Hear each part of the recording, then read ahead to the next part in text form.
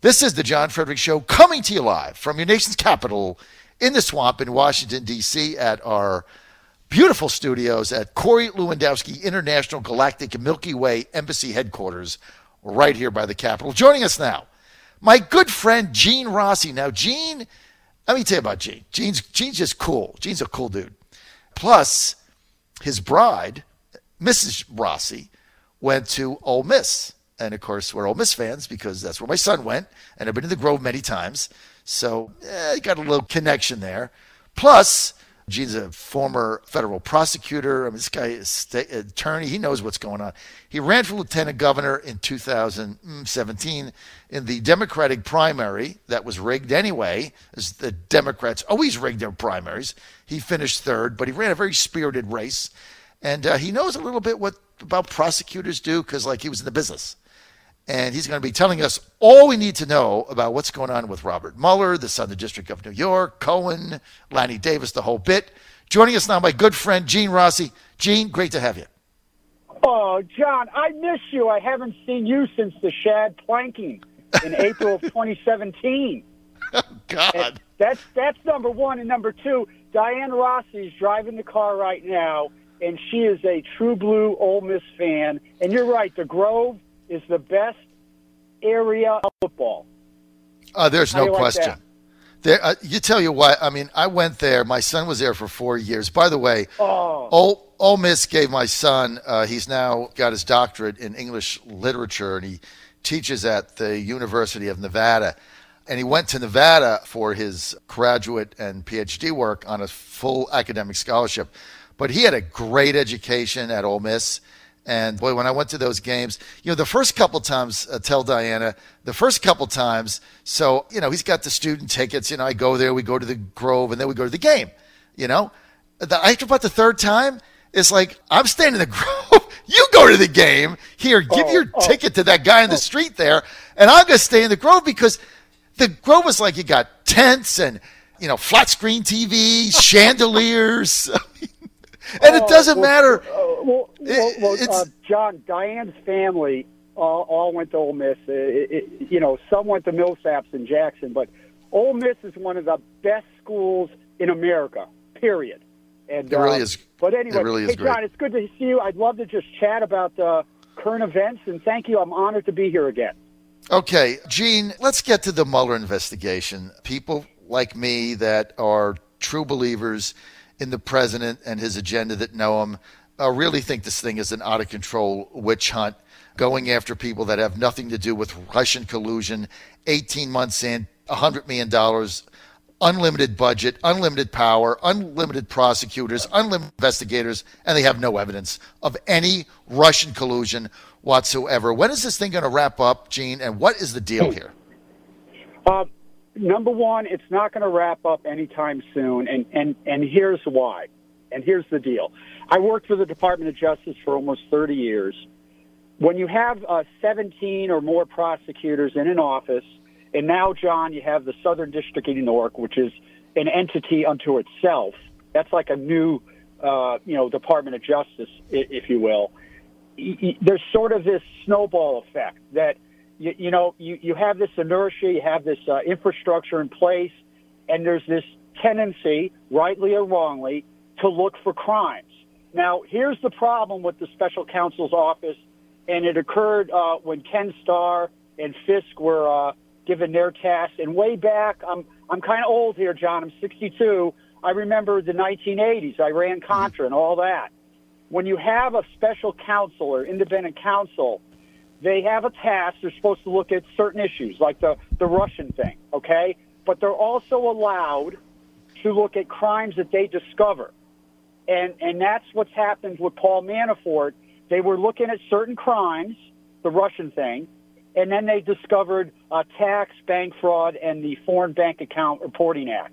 That's just the nature of the beast. I got to tell you, I know you're a big Trumpster, and I respect you immensely. I'm not a big Trumpster.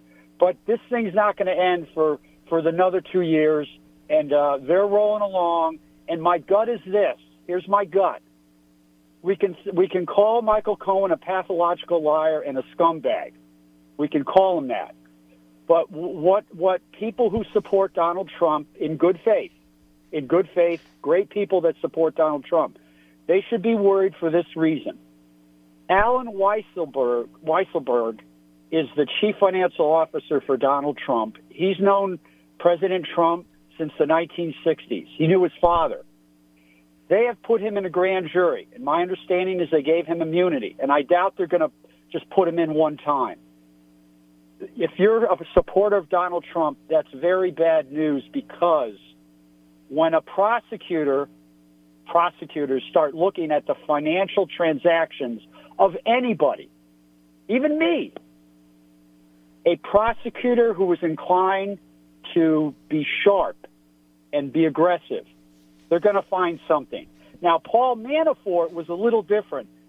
I got to tell you, John, I don't know Paul Manafort. I'm sure, he was a brilliant political strategist. I'm sure you're good friends with him. The amount of greed that was involved in that trial, I did 30 tax cases.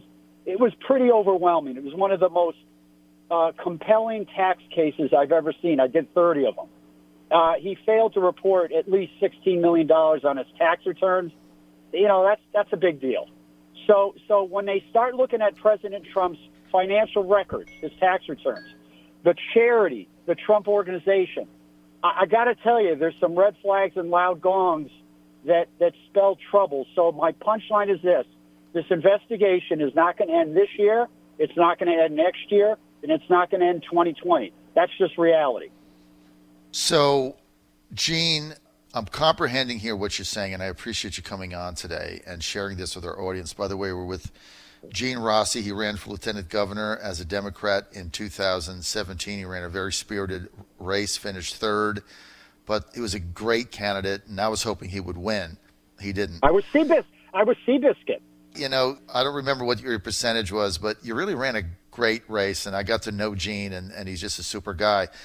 So, Gene, what you're saying, though, is that because Weisselman has the immunity and he's going to go in front of the grand jury, yes, and you're dealing here with a $10 billion company, and so we're not really talking about Russian collusion. We're talking about financial transactions of a very unwieldy, very big development company in a lot of different countries with a lot of different factors, and that they start digging into this stuff, they're going to likely find something, right?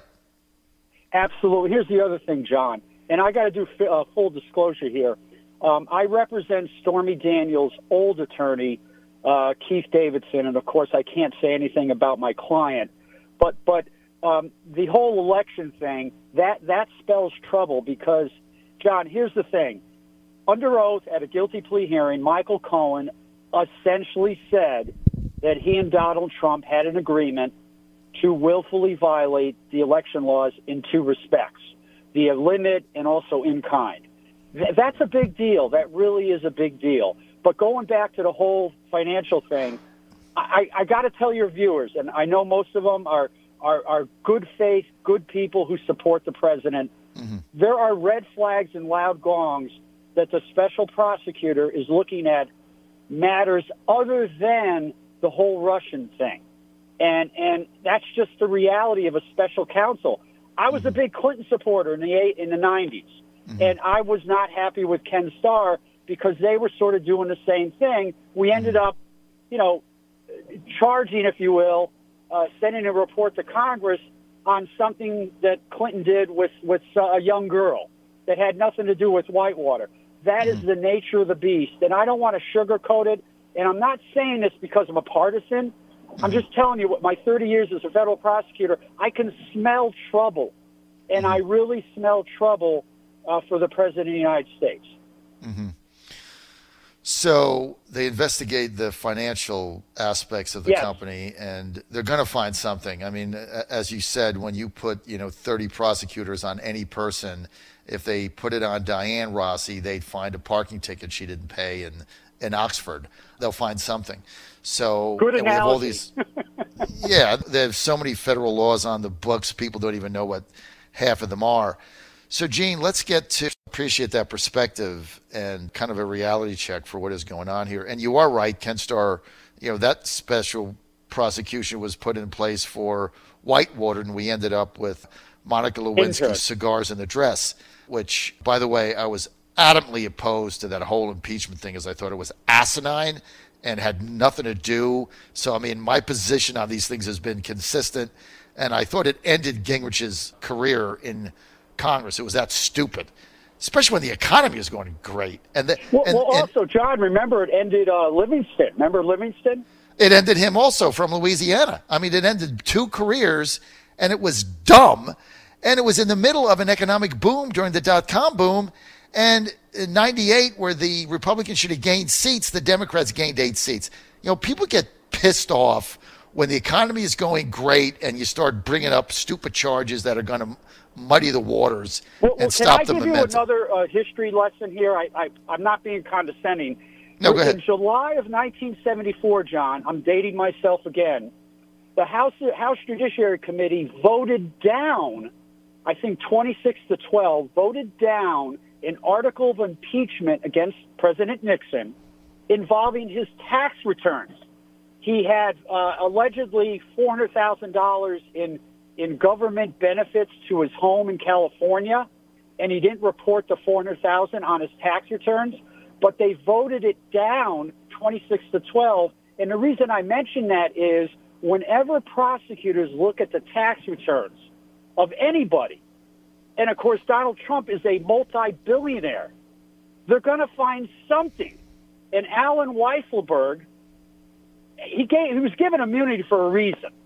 And there's probably some deduction, some line item that is honest, that's on the president's tax return that is a red flag and loud gong. I did tax cases. I can just feel it. So anyway. Gene, let's get to the Southern District of New York. What's going on with them, and how does that tie in? All right. I mentioned that I represent my law firm, Carlton Fields, and I represent Keith Davidson. That's all I'm going to say about that. But the Southern District of New York obviously is looking at that, you know, the whole issues involving payments to 2 females, Stormy Daniels and Karen McDougal. I gotta warn your good faith, wonderful listeners who are Trump supporters. That does spell trouble, and here's why. The Southern District of New York has assigned 4 prosecutors to this whole Cohen thing, and I've met with them. They are superstars, and they are not partisan. Youth has 13 Democrats, Hillary supporters. You know, I see why people feel that way. But the 4 prosecutors in SDNY, they are the classic career prosecutors. They don't care if you're an R or a D. They are superstars. And that also spells trouble for President Trump because going back to Cohen's guilty plea, that was, John, you should probably do a separate show on that. The statement of facts for that case is they're pretty profound. They're very detailed about what Cohen did with the president involving the 2 payments. And that's why they brought Weisselberg in, because Cohen set up a fake corporation or a nominee corporation that funneled the money out. And then he sent an invoice to the Trump organization for legal fees. That's called fraud. That spells a lot of trouble. And I got to tell you, one of the most brilliant decisions Mueller made was getting rid of that Daniels thing because he didn't need it. He didn't need it. And he sent it to Southern District because that's where the venue is. Cohen, lived and worked there. That was a brilliant move on Mueller's part, and that's probably in the 1990s. But that, going back to your question, the Southern District equals trouble for the President of the United States. That's my gut feeling based on my 30 years with the Department of Justice. So with the Stormy Daniels, Karen McDougal situation, so Cohen paid the money. It was his decision. And the president at the time, Canada Trump, at some point, the Trump organization reimbursed him. He falsified the invoice. That's not the president's issue. And the only tape we have of them discussing it, Mr. Trump at the time, not President Trump, Mr. Trump says, well, if you're going to do something like this, be sure you pay it by check. So obviously he wasn't thinking about hiding anything. If they decided to do that, it's not illegal to pay somebody for silence. It happens in big companies all the time because you just don't want to deal with the fallout. You got better things to do with your time and money. And the final thing is here where I don't take the same view, is I really did follow the Edwards case. The John Edwards case ran for president. Can I address that, John? And let me tell you something. I have the highest respect for you, but I got a dissent on 2 points. In Cohen's guilty plea statement of facts and what he said in court under oath, I respectfully disagree with you. Cohen said that he and the president essentially discussed those payments. That's number one. It wasn't after the fact. Number two, you got to listen to that tape very carefully. I think the president, then candidate Trump, I think President Trump mentioned cash in that tape. I think you're talking about the September 9th or 10th tape. And we're going to have a disagreement on that. You probably need an expert on tapes. But here's the difference between Edwards. I did not like the Edwards case, and I was working for DOJ then. And here's why. By the time a lot of the alleged conduct occurred, John Edwards was out of the race. He had no chance of winning the nomination, of course. He dropped out. And he was really just thinking about future, political office or maybe attorney general. It was attenuated.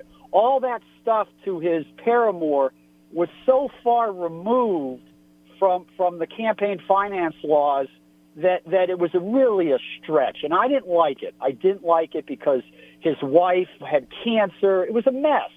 This is a little different. If you look at Cohen's statement of facts, and that's important, after the Access Hollywood tape of October 7th, according to the statement of facts, a lot of movement occurred because of the pending election. And that's the key. If I give money to a candidate, that has nothing to do with the election, then there's no violation. But the motive and the willfulness was directed at avoiding an electoral defeat and avoiding the requirements of the election laws. That's what Cohen said verbally and in his statement of facts. That's why that's a very big deal for President Trump. It's a very big deal. If I were in the White House, I would be very worried. And I'm not saying that because I'm a partisan. I'm just saying that because of my 30 years. I can smell trouble. Okay, even if it is, the president didn't take the money from his campaign funds, from donors, right? He took the money out of his own pocket. So even if he did that, I'm not a lawyer, so I really don't know what the legality is. But he paid it out of his own pocket. So what? You're going to impeach him and Can I address that? You're going to impeach him and convict him on paying money out of his own pocket that didn't get reported on a sheet of paper? Come on. Well, let's put aside the arguments pro and con for alleged election violations. Let's go back to taxes.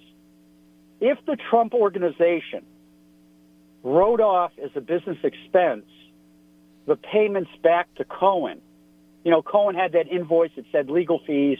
Yeah. That was a fraudulent invoice. It wasn't for legal fees. And the Trump organization paid the legal fees and then deducted that as a business expense. That's against the law. So you already have a Title 26 tax code violation. Can you attribute it to the President of the United States? That's where the rubber meets the road, and that's why Alan Weisselberg, the CFO or COO for President Trump, is so enormous. John, I can't overstate that giving immunity to Alan Weisselberg, the financial wizard for Donald Trump for 50 years, I can't overstate that is a huge red flag and loud gong for the President of the United States. And frankly, John, for his family, because you have the whole charity, too. I got to tell you, I would be worried. I would be worried. Mm-hmm. Mm-hmm. Well, Mueller's prosecutorial team has unlimited resources, unlimited power, Correct. Unlimited authority. They have no boss. They have no budget. They're unchecked. And that's what Judge Ellis said in Alexandria, or wherever the Manafort trial was he said he was appalled by not only the level of just unbelievable power they had, but he said their arrogance. And it's like they walk around with it like we can do whatever we want and you're just some judge. And so this, but yeah, you're right. I got to talk. Can I talk about Judge Ellis? For 20 years, I appeared in front of Judge Ellis at least 500 times for hearings. I had 7 trials in front of him. And every time you go before Judge Ellis and have a trial, it's comparable symbolically to a Marine going through boot camp at Parris Island.